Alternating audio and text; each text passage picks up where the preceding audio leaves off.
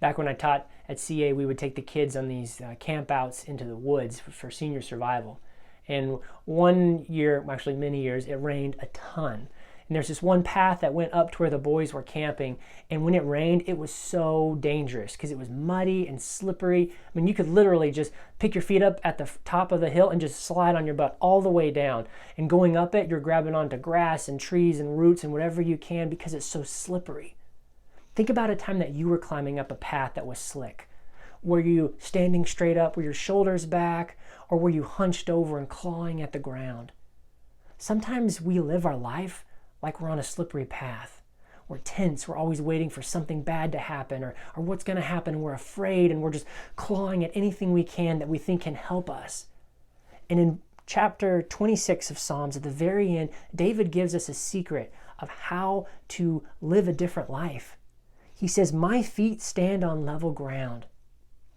Think about standing in the middle of a football field or a parking lot or anything that's level and firm. And think about how secure you feel right there. And he said, "My feet stand on level ground. In the great assembly, I will praise the Lord." One of the ways David was able to make himself stand on level ground is that he put himself in the assembly of God. He surrounded himself with believers. And then he praised the Lord. Now that shows us there's two traps here. If we're isolated from other believers, we put ourselves on slippery ground.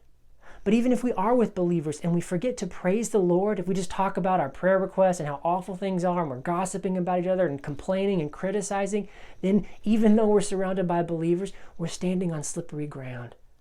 So if you feel like your life is slipping and it's out of control, take the wisdom of this chapter here and get in with some believers. Join a small group or a Bible study or go to church. And I'm not saying just sit in the pew and just be there. Like, no, get into a community of believers that you can be real and vulnerable with and who love you and are trustworthy. And when you're in those groups, praise the Lord. And then you'll find that your feet are on solid ground and you will find that your life is in a better place. So I challenge you to follow the wisdom of Psalms 26. Praise the Lord. Get with the team, and you'll find strength. God bless.